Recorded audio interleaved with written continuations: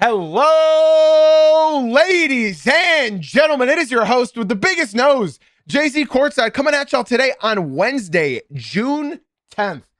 It's honestly crazy saying June for the date because this year has absolutely flown by. Fastest year, I think, in all of my years on planet Earth. This is by far the fastest year that I think I have ever lived through. Ladies and gentlemen, good morning. Welcome back. Today's episode, we are going to be previewing Game 4 and talk about what the Spurs need to do to avoid a 3-1 deficit. Because, ladies and gentlemen, in case you don't remember, there has only been one 3-1 comeback in NBA Finals history.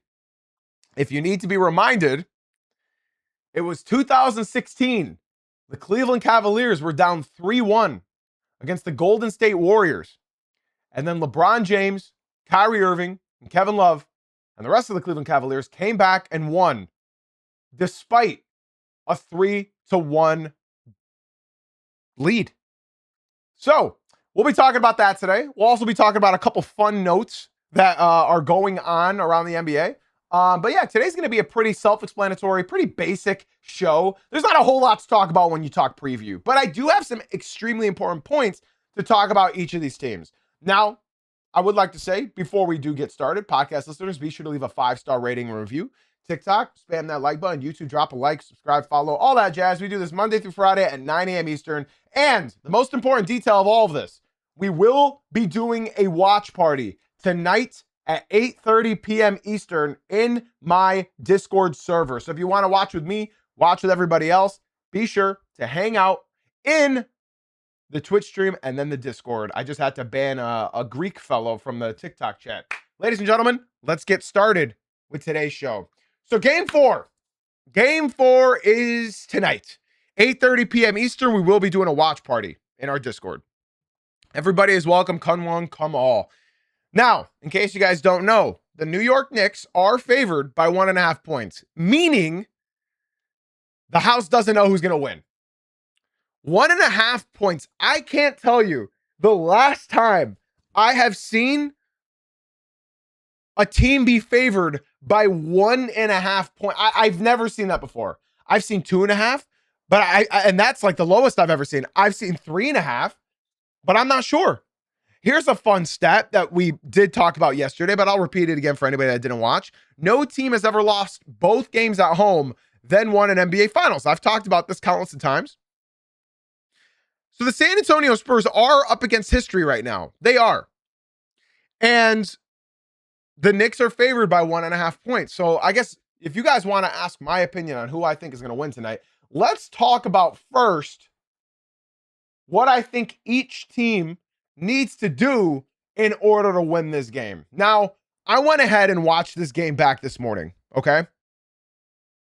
And I'm talking the full game with all lowlights and highlights. Now, there was a couple, I think it was like 4 or 5 times in the third quarter where Jalen Brunson, and the first quarter, dribbled for a minimum of 19 times and then didn't pass the ball to a teammate.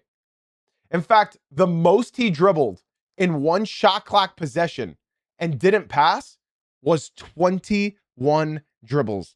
Ladies and gentlemen, 21 dribbles from your lead superstar point guard without a pass in sight. He dribbled 21 times and did not pass the ball. Now, we call this Brunson ball, right? And Brunson ball may work in the fourth quarter, didn't work last game. And Brunson has only had one good quarter in this entire series. Now, their other guy, their number 2, Karl-Anthony Towns has yet to score in the fourth quarter in any of these games. All 3 games, Cat has not recorded a single point in the fourth quarter of any of those games. You cannot have one of your guys doing nothing in the fourth quarter who's making $60 million, and then you can't have Jalen Brunson dribble the ball for 21 times in a possession without leading to a pass or a bucket. You can't do that. This is when the Knicks were at their worst, right? Throughout the regular season, they went 2-9 in February. Last year as well in the playoffs, You cannot play Brunson ball for 4 quarters. If you want to play Brunson ball in the 4th quarter, go for it. That's fine. Nobody's going to fault you.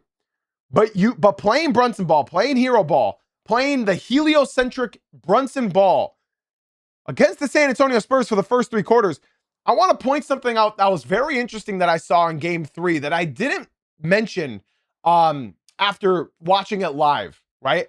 During the rewatch, I noticed something that the Spurs did, and y'all can let me know if you guys saw this as well. The San Antonio Spurs started to play the exact same way they played against the Oklahoma City Thunder. JC, what do you mean by that? It's pretty simple. They stopped double teaming Brunson. They stopped. Wemby would sag off of Hart, as they did against San Antonio, but without doubling Brunson, he would just be there on the help side.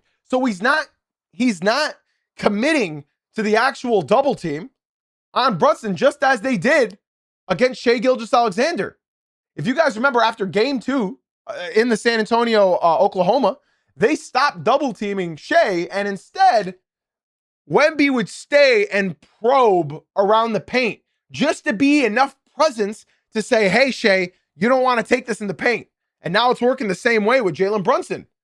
The only shot I can remember that Brunson hit in the paint was very early in the game in the first quarter, where he did that turnaround fadeaway off the top of the backboard, and it dropped over the outreaching help arm from Wemby and Castle, I believe. The Knicks got out-coached in game 3.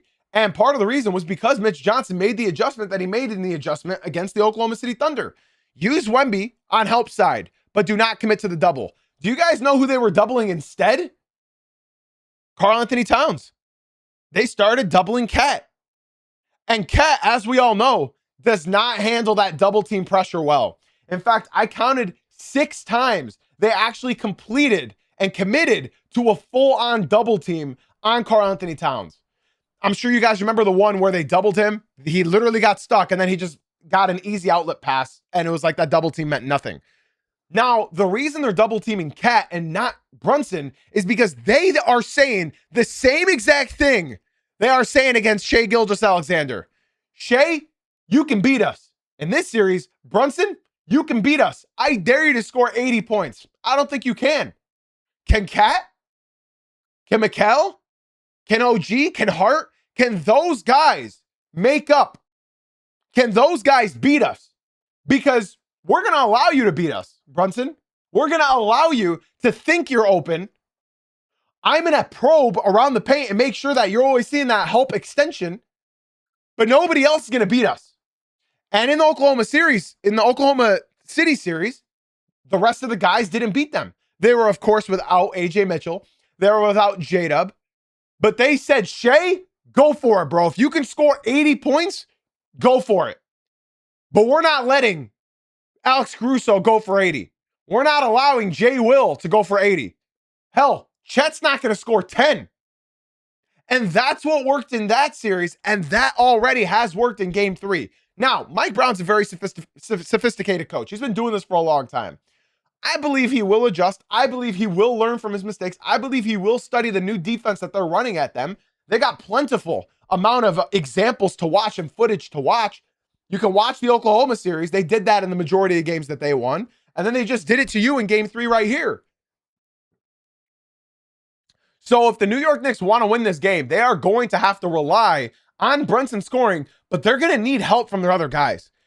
If they are saying, Brunson, go ahead and beat us, and Brunson's not even like actually scoring, then you're already going to win the game. You are already going to win. You're going to win that game. If you are daring Brunson to beat you and he's not, you should win. And if you are double teaming Cat and not allowing him space or maneuvering to allow him to pass out of that double team or be that point center, that's going to take a lot of work as well. That's going to take a lot of work. So if the Knicks want to win this game, if the Knicks want to win, I'm not even going to say Cat is the X factor, which we know he is. I'm going to say everybody else is the X factor. Everybody else. Because Brunson has as many turnovers as he does assists in this series. He's got 13 assists, 13 turnovers. He's shooting 32% from the field in this series. If they are saying, Brunson, You beat us. And he's not beating them. They're not allowing Cat or OG or McCall or Hart. They're not going to allow all of them to score 100 points, because if you can manage to keep the rest of the starters under 60, you're in good shape, because Brunson will get his 20 to 40, honestly. He'll get that. So if you guys can make sure that your offense stays as keen as your defense, I think you should be in good shape. I think you can.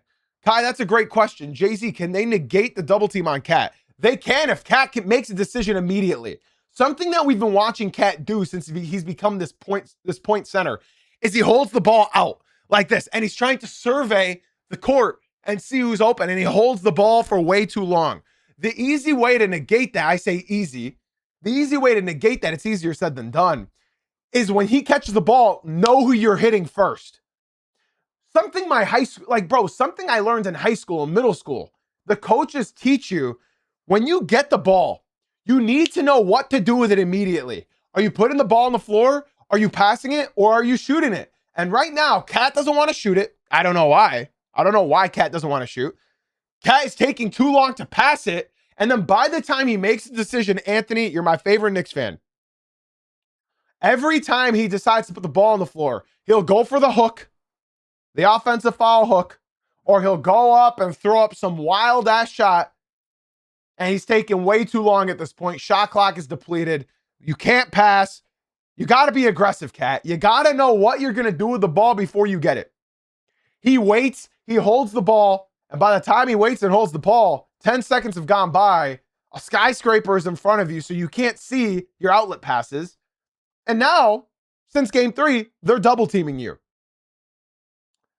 Cat needs to make his decisions quicker. Because here's the main issue, ladies and gentlemen, and Knicks fans, I'm warning you about this, so pay attention. If Cat starts waiting again to make these decisions, if he gets the ball trying to be point center and he's taking a long time to pass, he's getting double teamed. And if Cat is getting double teamed, it's going to lead to a turnover or it's going to lead to an offensive foul. But it gets worse. If the Cat offensive centric hub is not working because Cat is taking too long, what you guys are going to be relying to and what you guys are going to be committing to is Brunson ball. If Cat cannot make this simple adjustment of getting rid of the ball quick, whether it's a shot or pass, you are resorting to Brunson ball for the entirety of this game. So a lot of the pressure, McCall, OG, you guys can play however you want. Same with Hart. A lot of this pressure is falling on Cat. He's going to be getting the brunt of the defense. He's going to be getting the double teams that they're throwing at him. And I think that's a great idea as well, Anthony. They also need to run more sets. There were so many possessions where nobody was moving and we had to make something happen with 7 seconds left on the shot clock. You guys only had 18 assists in game 3. 18. That is nothing. That is nothing, especially in the playoffs where most buckets come from assists. That is nothing.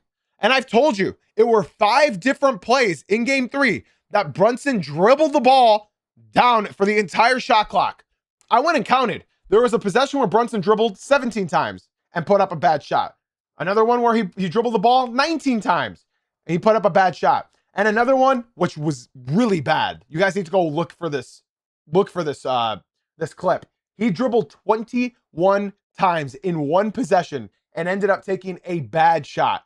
So my X factor, it will be Cat. But my other X factor is the rest of the Knicks. They have to rely on each other, not Brunson, on each other.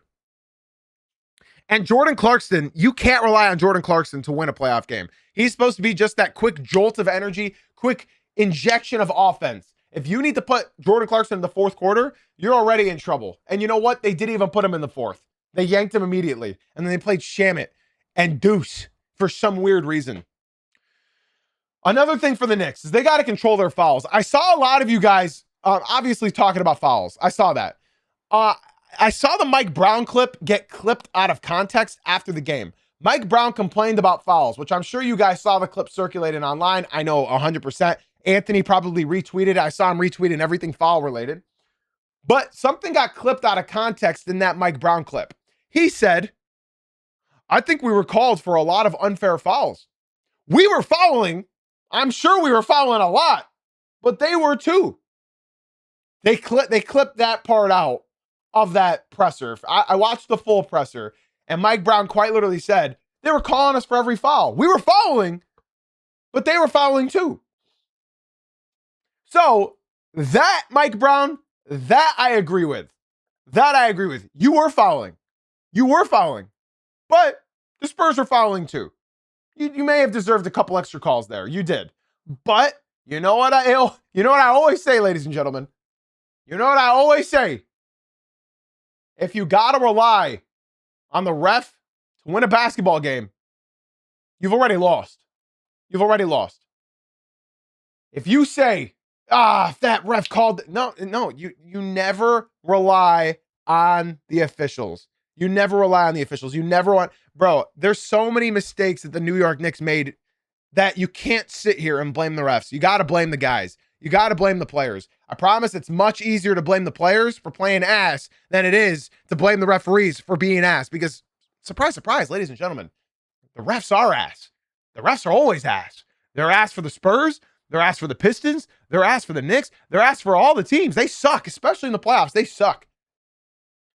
Oh, this is playoff basketball. Did you know playoff basketball, that term is not real? That term is not real because fouls are called more in the playoffs than the regular season. In fact, 66% more. That's playoff basketball. There's more fouls called in the playoffs, Johnny. There's more fouls called in the playoffs. There's more. It doesn't make any sense. That line has never made sense to me. I don't know, man. So those are my big things, bro. Those are my big things. Somebody in the TikTok names James Walt said there is less. You used the wrong there, and there is not. There is not.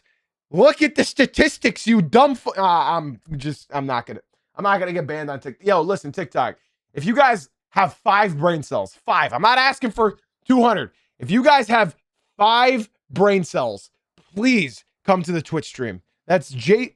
The fuck is that? Oh my God, the landscaper is outside, bro. I thought somebody was fucking signing my door, bro. They got the weed whacker to my garage right now.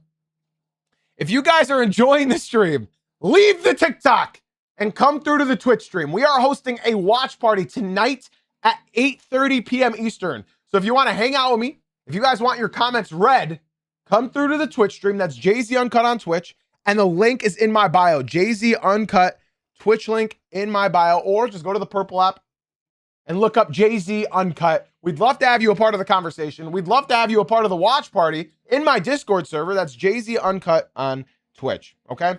Now, my point being is when people say this is playoff basketball, there are more fouls called in the playoffs. In fact, it's kind of crazy. I did the research, and another podcast I watched did the research as well. Sorry if you guys hear this landscaper. Do you guys hear this shit outside? I don't know if you guys do. But regardless, there's a statistic out there that out of the last 66 NBA seasons, 61 of them have had more fouls in the playoffs. 61 out of 66 playoffs. There's been more fouls in the playoffs than there has been in the regular season. Now, I'm not talking total more. I'm talking average more. I'm talking by average more per game. There are more fouls called in the playoffs out of the last 61 out of the 66 last seasons. There's been that many.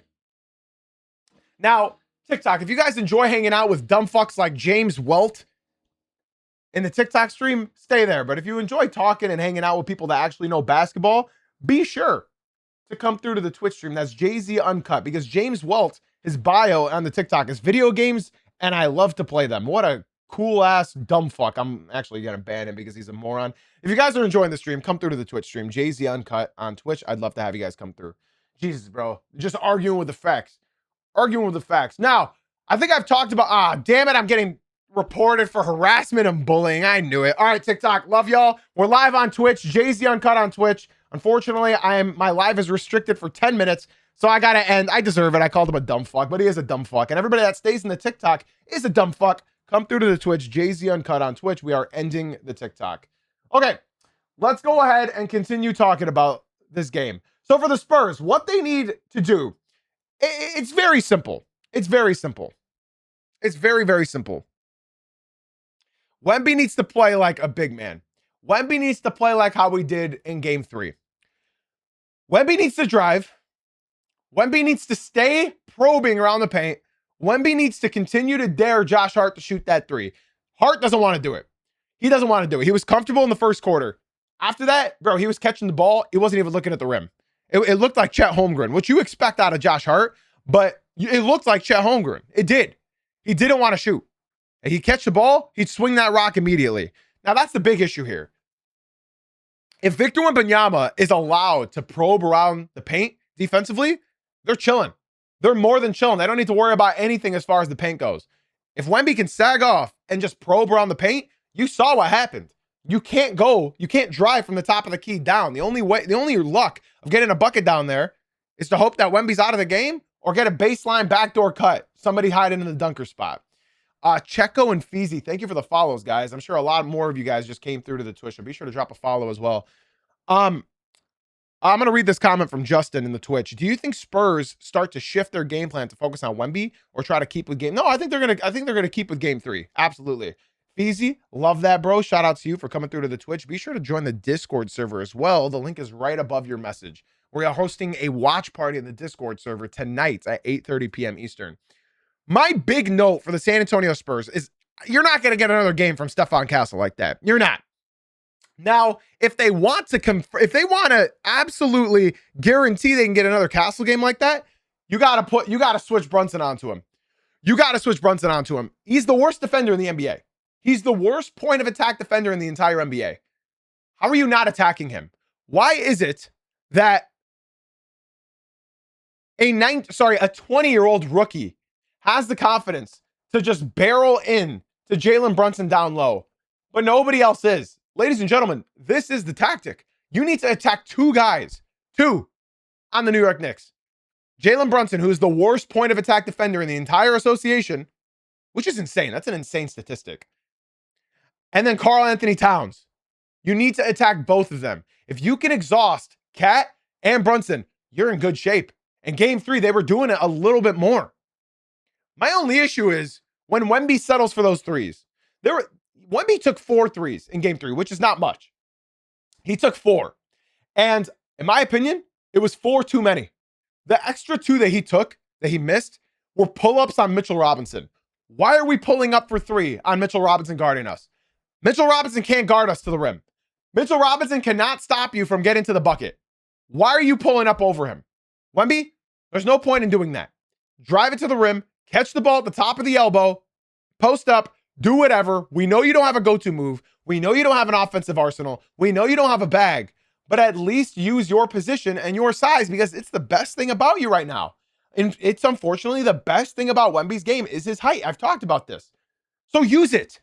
Use it.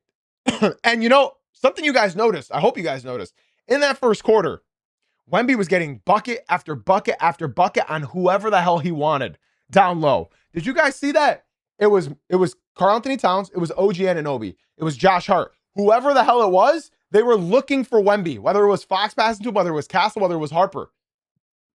He got so many easy buckets, dunks, layups, everything down low at the start of this game.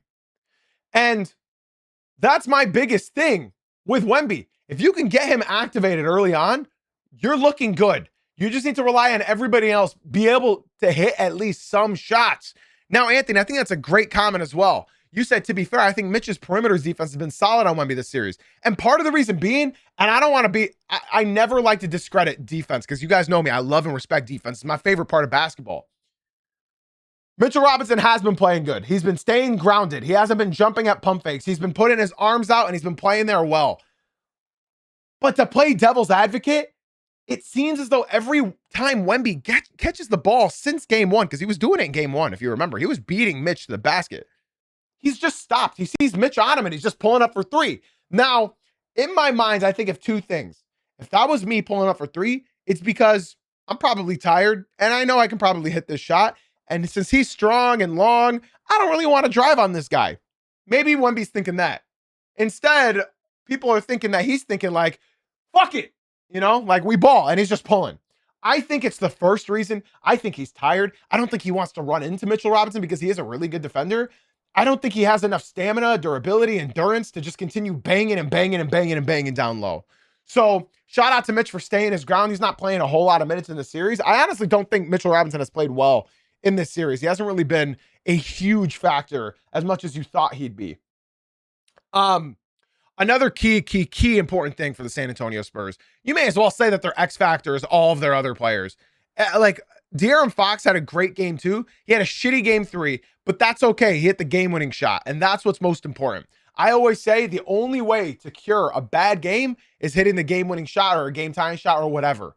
And De'Aaron Fox, he saved his game. He saved their game. He's the reason they didn't go down 0-3 because of that big shot he hit at the end of the game. Same with Stephon Castle hitting that bomb, that bailout shot for Wemby.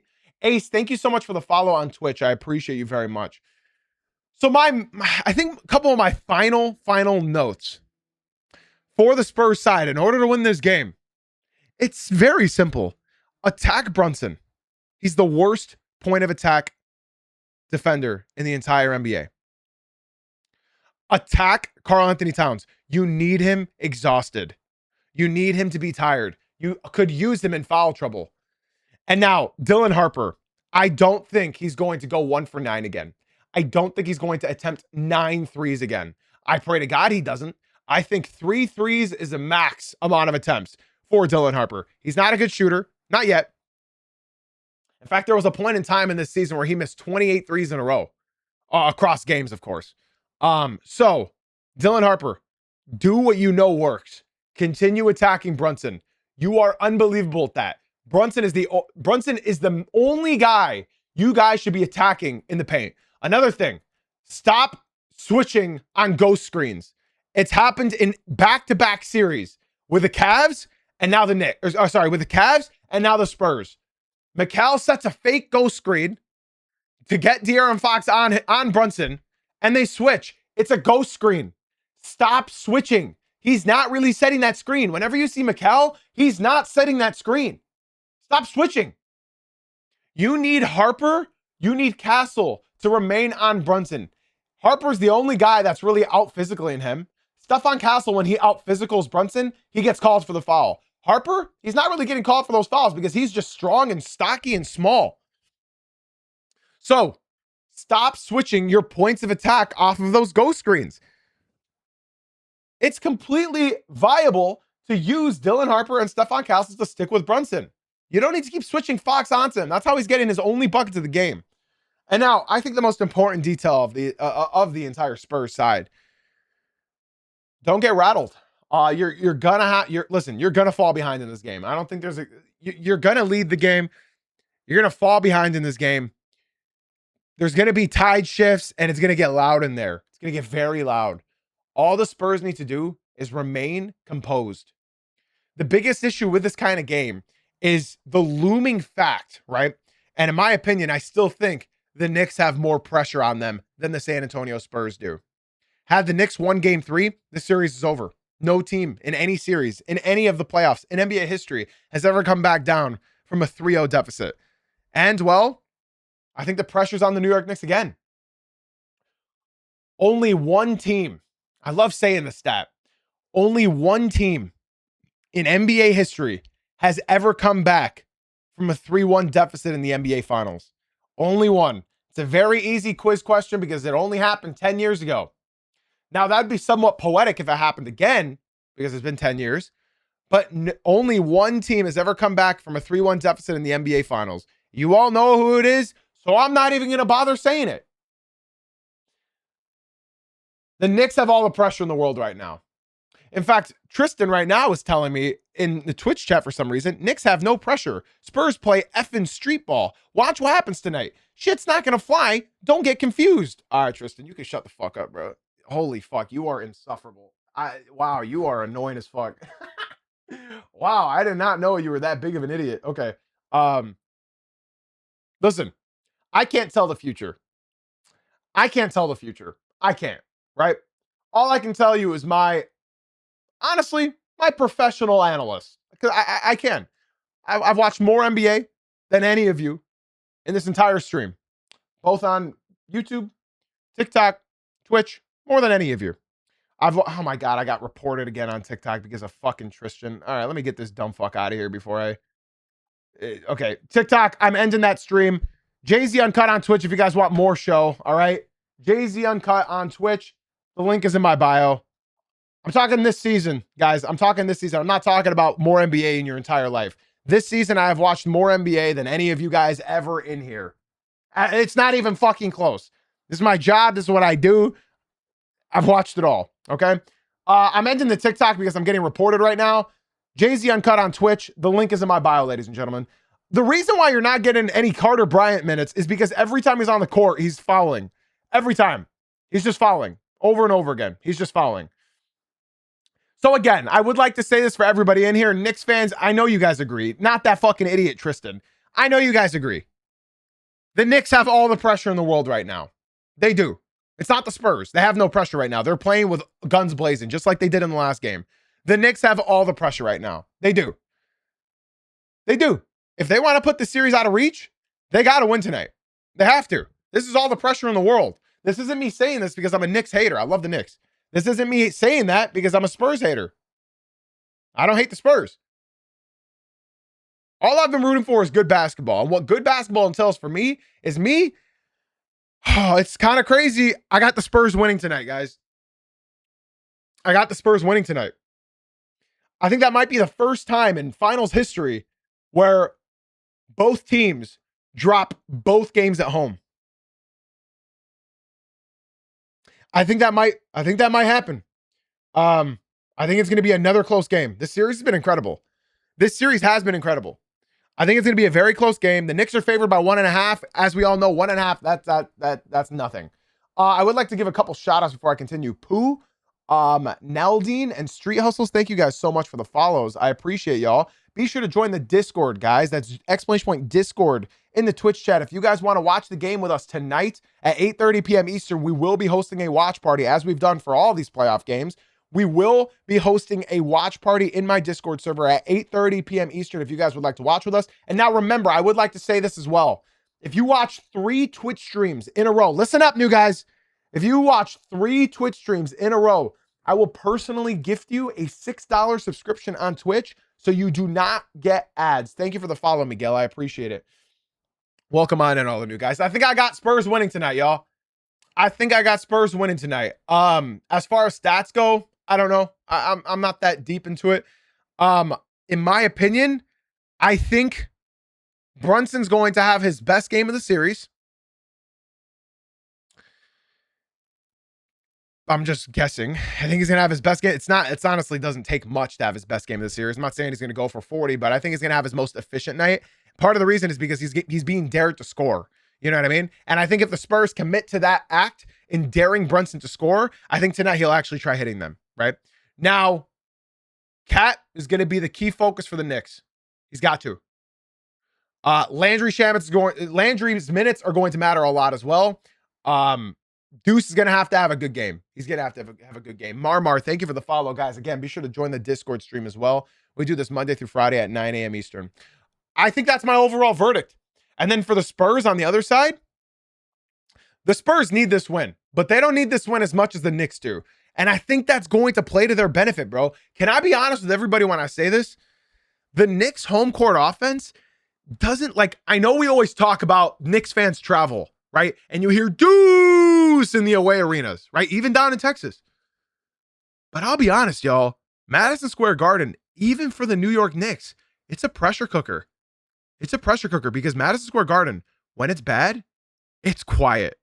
When it's good, it's suffocating. And I think that's a lot of that pressure falls on the Knicks as well. I think it really, really does.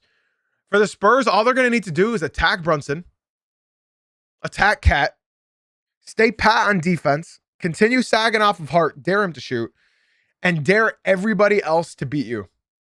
Sorry, dare Brunson to beat you and just play defense on everybody else. That's it. Dare Brunson to beat you. He's not going to score 90 points himself. So dare him to beat you. He's not going to. He's not going to do it all by himself. So I got the Spurs winning tonight. I think it's going to be a close game.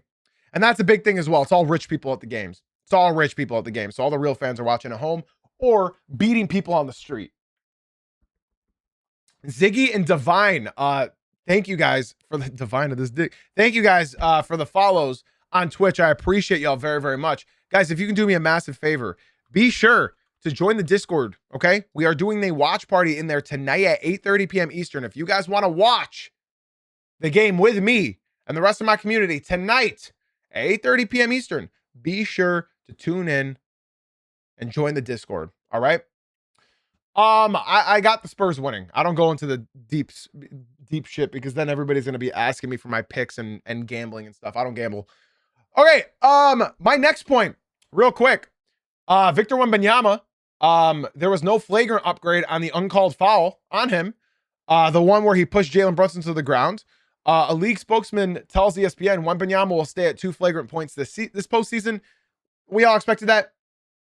We all expected that. Now, I know you watch 3 streams in a row because one, I know I recognize all the names. I don't forget anybody in my chat. So I will know once you've hit 3 streams in a row. And on top of that, you will be able to share your stream streak once you hit 3. Okay. So again, guys, if you watch 3 Twitch streams in a row, I will personally gift you a subscription so you no longer get ads. All right. Be sure to join the Discord if you want to hang out with us and get to know us. And yeah, I mean, how many of us have friends that you can actually talk about basketball with, right? It's rare. So join our Discord, join our community, and make some friends to be able to play and talk basketball with. All right. So yeah, I think all of us expected that. There's no flagrant foul call on Victor Wembanyama. We knew it wouldn't happen. They're not going to, especially after the fact, if they're not going to call Victor Wembanyama a flagrant during the game, they're not going to call it after the game. They're just not going to do that. They're just not going to do that. There's no way they would do that. Not Wemby. Draymond Green? Sure. They're not going to do that to Victor Wembanyama.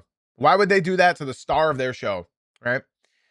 Okay, and now my final point, because I forgot to talk about this. The Atlanta Hawks and head coach Quinn Snyder have agreed to a multi-year contract extension. This marks consecutive extensions for the Hawks leadership of Snyder and President Ansi Salah to solidify organizational continuity for team ownership. Now, in my opinion, Ansi Salah deserved Executive of the Year this year. He did. Not Brad Stevens. I don't care that Brad Stevens made financial moves to get them underneath the cap. I don't care. Ansi Salah deserved the Executive of the Year. Ansi Salah, last offseason, went for Tingus Pingus, right? He went for Tingus. He went for NAW. And he went for Luke Kennard. When Tingus Pingus and Luke Kennard weren't working for him, he traded them and turned them into Jonathan Kuminga and Gabe Vincent, who were both key components to taking 2 games off of the New York Knicks in the playoffs and going on that long-ass winning streak at the end of the game. Ansi Salah deserved Executive of the Year, and it's bullshit that they gave it to Brad Stevens. And I'm not discrediting what Brad Stevens did, but all he did was financial moves.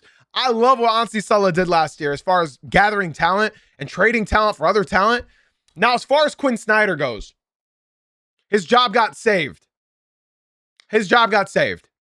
And part of the reason is because the emergence of Nickeil Alexander-Walker, the growth of Jalen Johnson. Buddy Hield, he sucked. He was horrible. Couldn't even play in the playoffs. And then, of course, the arrival of Jonathan Kuminga, who made his job much easier as well off the bench. Oh, of course, I forgot CJ McCollum. I forgot middle of the season too. CJ McCollum traded for Trae Young. Another great move that Ansi Salah did. How dare I? He deserves Executive of the Year. It's straight up BS that he didn't get it. Now, just to add on top of this, Jonathan Kuminga, CJ McCollum, Gabe Vincent, bro, Jalen Johnson, NAW, all of the rise, even Onyeka Okongwu, bro, all of these players who rose to the occasion this year saved Quinn Snyder's job. Now, I don't think Quinn's a bad coach. I don't. The reason why I'm saying that his job was saved is because he was on the chopping, bro. He was going to get fired. This guy at the start of the year, he was going to get fired, bro. They had high expectations this year. Not another, bro. They said, if we make a play-in again, had he made the play-in and like they didn't have that win streak at the end of the year, we would be talking about him being fired right now. We would be, just so we're all clear. Because it was ugly. They said they'd be a top 5 seed this year. They had the Hawks above the Pistons, chat. They said the Hawks are above the Pistons. So had they not gotten that winning streak, and then fell into the play-in yet again, he'd be fired. But because of the emergence of everybody else, he got extended. So, I mean, him, JB Bickerstaff, both getting extended. Yikes. Not, ceiling raisers. They're both floor raisers. You know what I mean? But who knows? Who knows? Who freaking knows? No, he would not have gotten fired in the playoffs. They went on like a 11 or 12 game winning streak in the season. And I think their parameter was if you get into the play and you're fired, if you make it into the playoffs, you're good. I think that's all it came down to. Ladies and gentlemen, boys and girls, I said it would be a short show. We're at 41 minutes, ladies and gents. Guys, that's all I have to say on today's podcast. We will be posting this on the Jay-Z Courtside YouTube channel, Spotify, and Apple Podcasts. So if you guys do enjoy and you missed portions of today's episode, be sure to go check those out. You can watch the full broadcast on those three platforms. Podcast listeners, be sure to leave a 5-star rating and review. Twitch chat, be sure to stick around. We got game 4 tonight in the Garden at 8:30 p.m. Eastern. We will be hosting a big watch party tonight at 8:30 p.m. Eastern. So I hope to see you guys in the Discord server ready and pumped and have your DeMar DeRozan fun facts ready to go. Ladies and gentlemen, boys and girls, I got nothing left to say except for thank you for being here. Thank you for being you. And as always, guys, thank you for watching/listening, and I'll see you guys tomorrow morning at 9 a.m. Eastern. Twitch chat, stick around. Love y'all.